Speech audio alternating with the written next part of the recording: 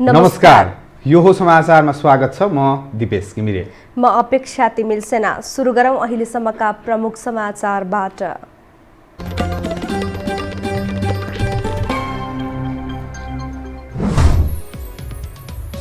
कोरोनाले नेपालमा एकै दिन 30 जनाको मृत्यु, 3309 संक्रमित थपिए। काठमाडौँ उपत्यकामा एकै दिन 1900मा संक्रमण। अहिले कुनै हालतमा राजीनामा नदिने प्रधानमन्त्री ओलीको प्रतिक्रिया। आफू हट्दा देश बर्बादीको बाटोमा जाने तर्क।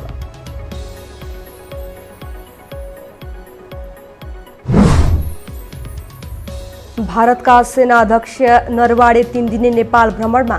राजनीतिले टुटेको सम्बन्ध जोड्न सैनिक कूटनीति माध्यम बन्ने विश्वास।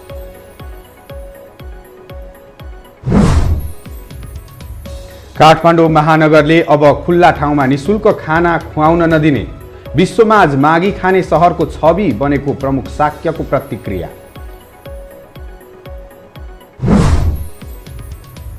र अमेरिकामा नयाँ राष्ट्रपतिका लागि भएको निर्वाचनको मतगणना जारी।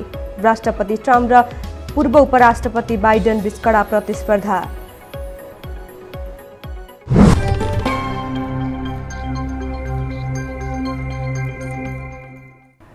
अब समाचार विस्तारमा।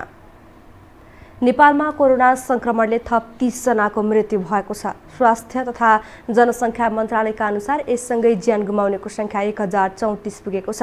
आज देशभर 3309 संक्रमित थपिएका छन्। आज 13144 जनाको PCR परीक्षण गरिएको हो। यीमध्ये काठमाडौँ उपत्यकाका 1878 जना छन्।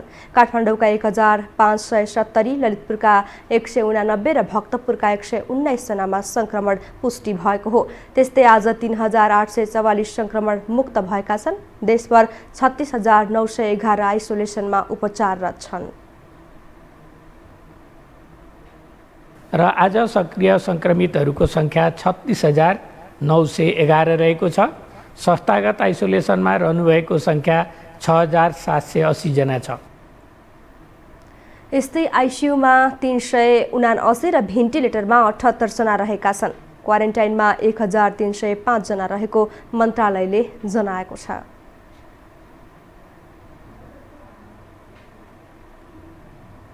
वीर अस्पतालको आकस्मिक विभागमा कार्यरत 16 चिकित्सकले राजीनामा दिएका छन्। उनीहरूले आफ्ना माग पूरा नभएको भन्दै अस्पतालका निर्देशक डाक्टर केदार सेन्चुरीलाई सामूहिक राजीनामा बुझाएका हुन्। पत्रमा अस्पतालले दशैंको भत्ता नदिएको, तलब दिँदा 1 दिनको कटौती गरिएको, हप्ताको 96 घण्टा काममा खटाइएको उल्लेख छ। साथै अस्पतालले धम्की दिँदै काममा खटाएको चिकित्सकहरूको भनाइ छ। महामारीका बीच निरन्तर सेवामा खटिँदा पनि अस्पतालबाट हुने यस्तो व्यवहारले मनोबल गिरेको उनीहरूले बताएका छन्। साथै काममा आवश्यक पर्ने स्वास्थ्य सामग्री पनि उपलब्ध नगरेको उनीहरूको गुनासो छ। राजीनामा दिने 16 जना नै आकस्मिक विभागमा खटिएका मेडिकल अधिकृत हुन्।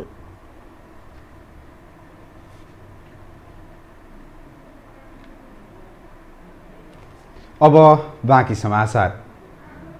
फुटको सङ्घारमा पुगिसकेको भनिएको सत्तारूढ नेकपाको सङ्घर्षले एकपटक नयाँ मोड लिएको छ। पार्टीका अध्यक्ष समेत रहेका प्रधानमन्त्री केपी शर्मा ओलीले सार्वजनिक कार्यक्रमबाटै कुनै हालतमा राजीनामा नदिने प्रतिक्रिया दिएपछि नेपाली राजनीति फेरि एकपटक तरङ्गित भएको हो। एक रिपोर्ट। सत्तारूढ नेपाल कम्युनिस्ट पार्टी नेकपाको आन्तरिक कलह चुलिएका समयमा प्रधानमन्त्री केपी शर्मा ओलीले कुनै हालतमा राजीनामा नदिने प्रतिक्रिया दिएका छन्। पार्टीभित्रै राजीनामाको माग भइरहेका बेला बुधबार एक सार्वजनिक कार्यक्रममा उनले आफू कुनै हालतमा नहट्ने अडान दिएका हुन्। कसैको चाहना हुँदैमा देशलाई अस्थिरतातर्फ धकेल्न नसक्ने उनको तर्क छ। तपाईहरु विचार गर्नुस् के अहिले मैले राजीनामा दिन हुन्छ?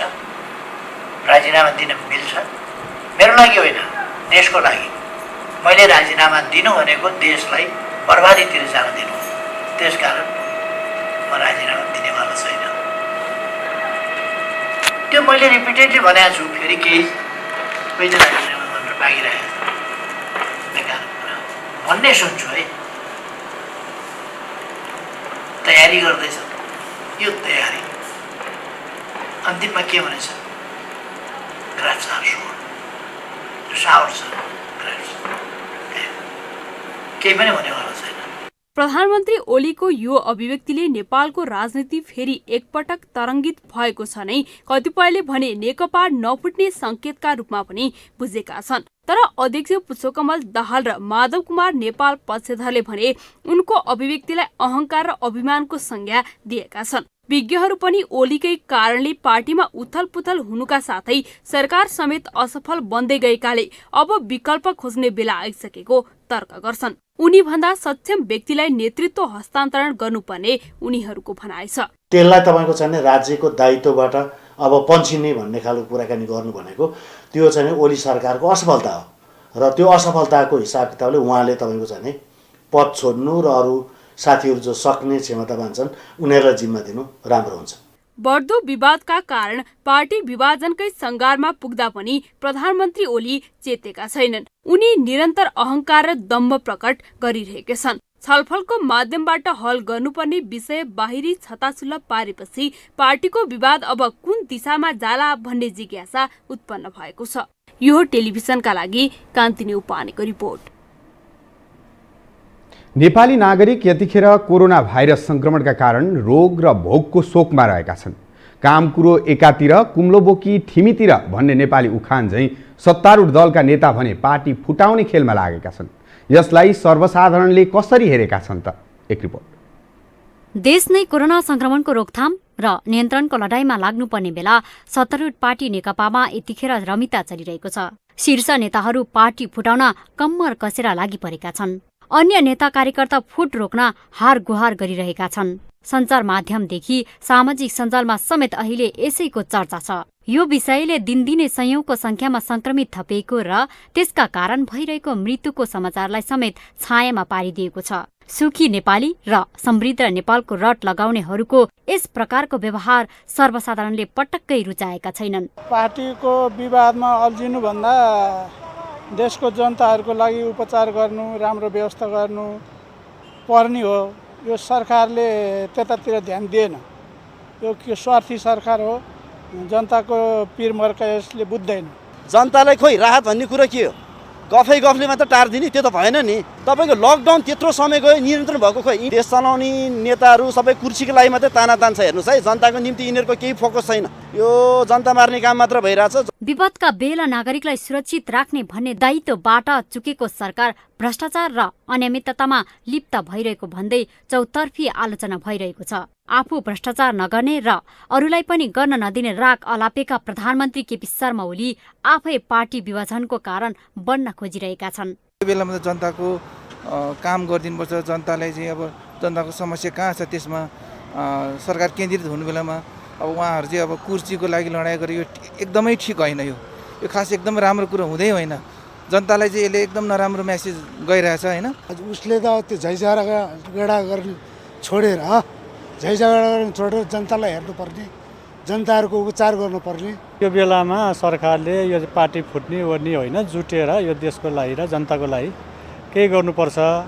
अब यो कोभिडलाई चाहिँ अब अन्त्य गर्नुपर्छ भन्नेमा लाग्नुपर्ने बेलामा अब अहिले यतिखेर चाहिँ अब यो पार्टी फुट्ने एउटा पदकै मात्रै उसमा चाहिँ उनीहरूको भागबण्डन नमिलेर यो गर्नु चाहिँ यति होइन, ठिक होइन जस्तो लाग्छ मलाई चाहिँ। 2.5 वर्ष अघि नेकपा नेतृत्वमा बहुमतको सरकार बनेपछि स्थायित्व सुरु हुने आशामा दङ्ग परेका नेपाली नागरिकमा निराशा छाएको छ। कोरोना संक्रमणको पिरालो एकातिर छ भने अर्कोतिर रोजगारी गुमाएर बिहान बेलुकाको छाक टार्न समेत समस्या पर्ने अवस्था छ। जनताका लागि राजनीति गर्छु भन्नेहरूको जुङ्गाको लडाई, त्यो पनि विपदको समयमा। नागरिक प्रश्न गरिरहेका छन्, आखिर यो लडाई केका लागि?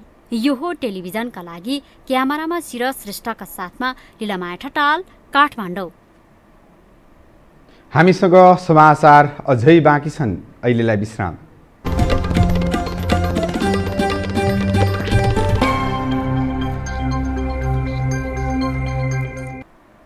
विश्रामपछि स्वागत छ। अब बाँकी समाचार।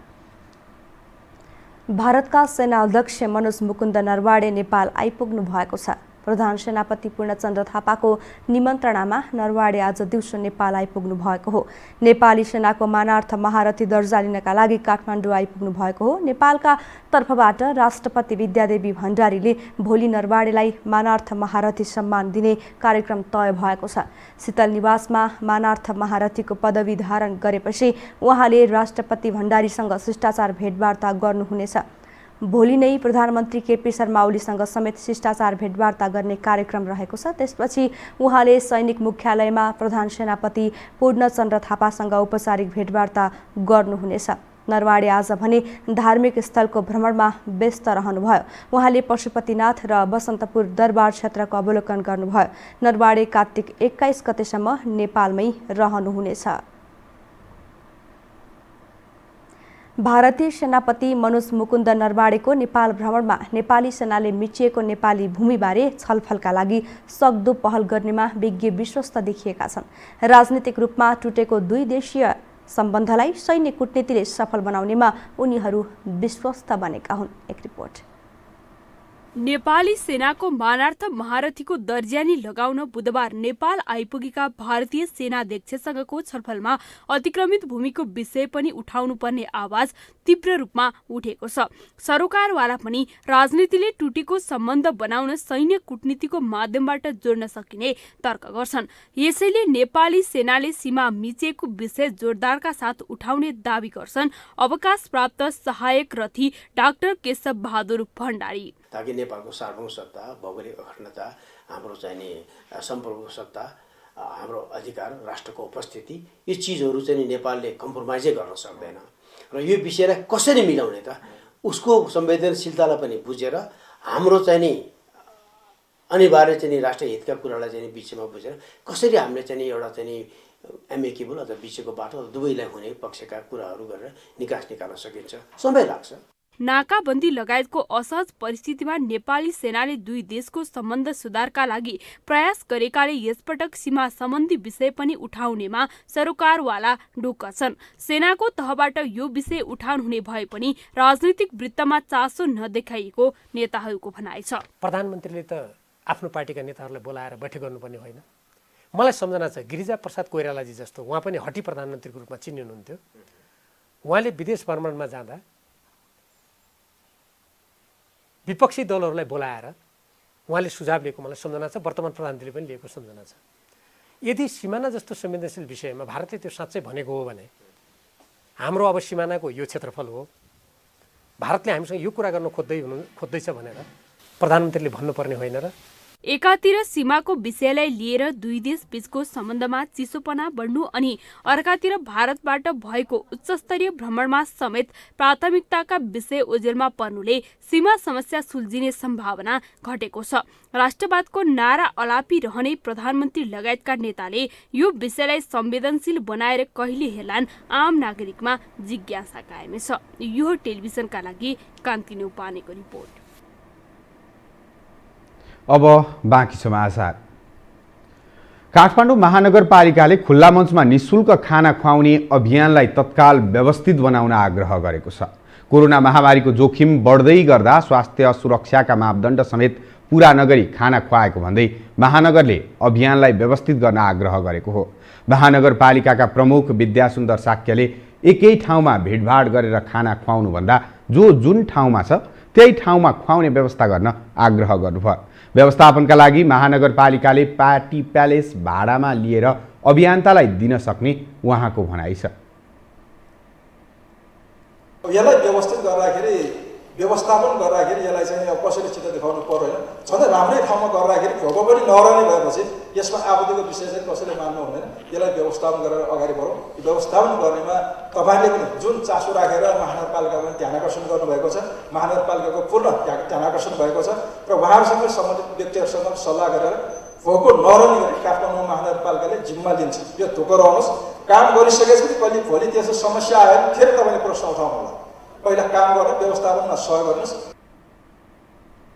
प्रमुख साक्यले बेरोजगारलाई काम दिएको दावी गर्दै नसक्नेहरूको हकमा व्यवस्थापनका लागि सहयोग गर्ने बताउनुभयो। निःशुल्क खानाले काम नगरी खाने प्रवृत्ति रहेमा समस्या उत्पन्न हुने उहाँको भनाइ छ। यातायात व्यवस्था कार्यालय ललितपुरले भोलिदेखि सवारी चालक अनुमति पत्र लाइसेन्स नवीकरण कार्य सुरु गर्ने भएको छ। लामो समयदेखि बन्द रहेको सेवा स्वास्थ्य मापदण्ड अपनाएर भोलिदेखि सञ्चालनमा ल्याउन लागिएको बताइएको छ। एक रिपोर्ट। लामो समयदेखि बन्द रहेको सवारी चालक अनुमति पत्र अर्थात् लाइसेन्स वितरण बिहिबार खुल्ने भएको छ। तीव्र रूपमा कोरोना भाइरस संक्रमण बढ्न थालेपछि ललितपुर स्थित यातायात व्यवस्था कार्यालयले भदौ 1 गतेदेखि सेवा बन्द गरेको थियो। नयाँ लाइसेन्स सम्बन्धी सेवा भने अघिल्लो पटकको चैतमा लकडाउन भएदेखि नै बन्द थियो। सेवाग्राहीको चाप बढेसँगै सामाजिक दूरी कायम गराउन नसकिएपछि सेवा बन्द गर्नु परेको विभागको भनाइ छ। स्वास्थ्य सतर्कता अपनाएर बिहिबार सेवा खुल्ला गर्ने लागेको कार्यालयले जनाएको छ। पुरो भिडभाड भयो अनि हामीले जुन अब 4-5 जना 5-7 जना जस्तै प्रहरी ल्याएर पनि व्यवस्थापन गर्न पनि सकिएन, गाह्रो भयो। किन भन्दाखेरि हामी सेवाग्राही नै हामी सचेत भइएन के सेवाग्राहीले नै यो मापदण्ड पुरा गर्नुपर्छ भनेर बस्दिएको भए हामी त्यसलाई कन्टिन्युटी दिन्थ्यौँ। उनीहरू खाँद गरिदिने अनि स्वास्थ्य मन्त्रालयबाट माथिबाट पनि तपाईँहरूको सेवा चाहिँ अलिकति भिडभाड भयो, यसले रोग सङ्क्रमित हुन्छ भन्ने किसिमको चाहिँ माथिबाट हामीलाई चाहिँ आयो। त्यसले गर्दाखेरि हामीले रोक्न बाध्य भयौँ। अब भोलिदेखि हामी 20 गतेदेखि खोल्ने विचार गरेका छौँ। लामो समय सेवा बन्द रहँदा सर्वसाधारण मारमा परेका थिए। नयाँ लाइसेन्स लिनदेखि नवीकरण गराउनु पर्नेहरू समेत समस्यामा परेका थिए। हाम्रो यातायातको जुन डकुमेन्ट सम्बन्धी आउँदाखेरि उहाँहरूको कारण के देखाइएको छ भनेदेखि अब यो कोभिड-19 को कारणले चाहिँ हामीले अफिस बन्द भएको सिल गरेको भन्ने चाहिँ उहाँहरूको भनाइ छ। तर त्यो चाहिँ उहाँहरूको सबै जुन छ नि सबै डिपार्टमेन्ट सबै अफिसलाई लागेको हुँदैन। उनीहरूले अल्टरनेट गरेर भए पनि सेवा चाहिँ दिनुपर्ने हो। यो चाहिँ नदिँदाखेरि हामी आम नागरिकहरूलाई चाहिँ यो ठुलो मर्काती पारेको छ। यहाँ मात्रै नखोलिएको छ, कोरोना लाग्यो भनेको छ, भित्र कर्मचारीहरू गएकै छ।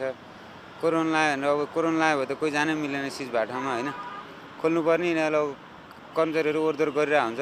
कोरोना लाग्यो भनेदेखि सिज गरेको ठाउँमा कसरी गेट खोलेर छिरिरहेको उनीहरू।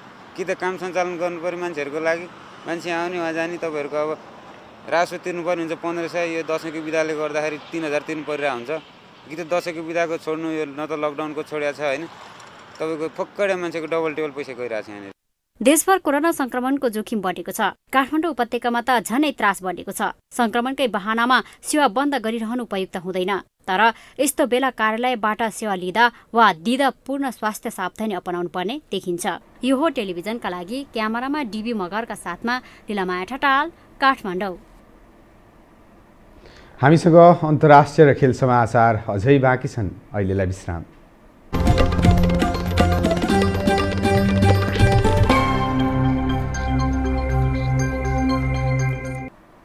विश्रामपछि स्वागत छ। अब अन्तर्राष्ट्रिय समाचार।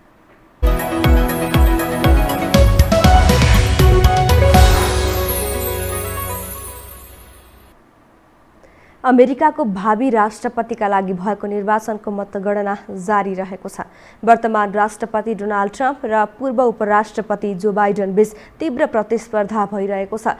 राष्ट्रपतिमा निर्वाचित हुनका लागि 538 इलेक्टोरल कलेज मतमध्ये 270 मत आवश्यक पर्दछ। CNN का अनुसार बाइडेन 238 इलेक्टोरल मतमा अघि रहेका छन्। राष्ट्रपति ट्रम्प 213 इलेक्टोरल मतमा अघि रहेका छन्। यसपटक 100 वर्ष यताकै सबैभन्दा बढी संख्यामा मतदान भएको बताइएको छ। यो निर्वाचनमा करिब 10 करोड अमेरिकी नागरिकले यस अघि नै अनलाइन लगायत माध्यमबाट मतदान गरेका थिए। अब पालो खेल समाचारको।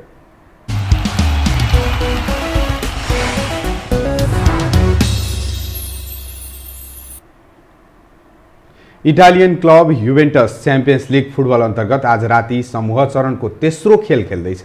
इटालियन क्लब युभेन्टसले हङ्गेरियन क्लब फेरेन कभारोससँग प्रतिस्पर्धा गर्न लागेको हो। फेरेन कभारोसको घरेलु मैदानमा हुने दुई टोली बीचको खेल नेपाली समयअनुसार आज राति 1:15 बजे सुरु हुनेछ। आजको खेलमा युभेन्टस दोस्रो जितको खोजीमा हुनेछ। पहिलो खेलमा जित निकालेको युभेन्टस दोस्रो खेलमा बार्सिलोनासँग पराजित भएको थियो। त्यसैले युभेन्टस आजको खेलमा जित निकाल्दै आफूलाई समूह चरणमा बलियो बनाउने योजनामा छ। युभेन्टसका स्टार खेलाडी क्रिस्टियानो रोनाल्डो आजको खेलमा उपस्थित हुनेछन्। कोरोना भाइरस संक्रमणका कारण उनी बार्सिलोना विरुद्धको खेलमा खेलेका थिएनन्। यता फेरेन कभारोस पनि आजको खेलमा जित निकाल्ने योजनामा छ। लिगको यस अघिका 2 खेलमध्ये 1 खेलमा बराबरी खेलेको र 1 मा पराजित भएको फेरेन्ट कभारोस आजको खेलमा जित निकाल्ने योजनामा छ। त्यस्तै च्याम्पियन्स लिग अन्तर्गत नै विभिन्न समूहका अन्य 7 खेल पनि आज राति नै हुँदैछन्। खेल समाचारसँगै हामी यो समाचारको अन्त्यमा आइपुगेका छौँ। जाँदा जाँदै प्रमुख समाचार पुनः एकपटक।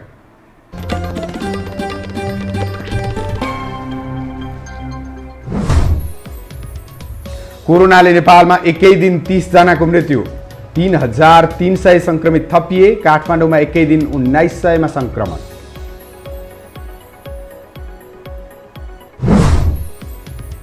अहिले कुनै हालतमा राजीनामा नदिने प्रधानमन्त्री ओलीको प्रतिक्रिया। आफू हट्दा देश बर्बादीको बाटोमा जाने तर्क।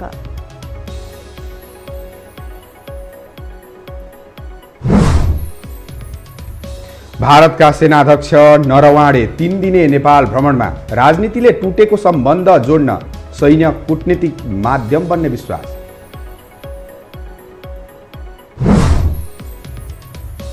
काठमाडौँ महानगरले अब खुला ठाउँमा निशुल्क खाना खुवाउन नदिने। विश्वमाझ मागी खाने सहरको छवि बनेको प्रमुख शाक्यको प्रतिक्रिया।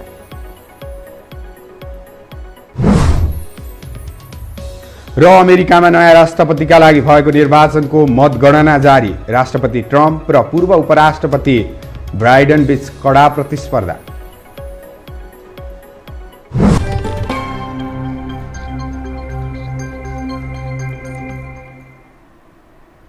हवस् त यो समाचार सकियो। समाचार बुलेटिनका साथै यो टेलिभिजनका सम्पूर्ण कार्यक्रम यो टेलिभिजन.com, yohokhबर.com, युट्युब र फेसबुकमा पनि पढ्न र हेर्न सक्नुहुनेछ। मोबाइलमा यो टिभी एप डाउनलोड गरी हामीलाई प्रत्यक्ष हेर्न सक्नुहुनेछ। तथ्य सहितको निष्पक्ष समाचारका लागि यो टेलिभिजन हेर्दै गर्नुहोला। नमस्कार।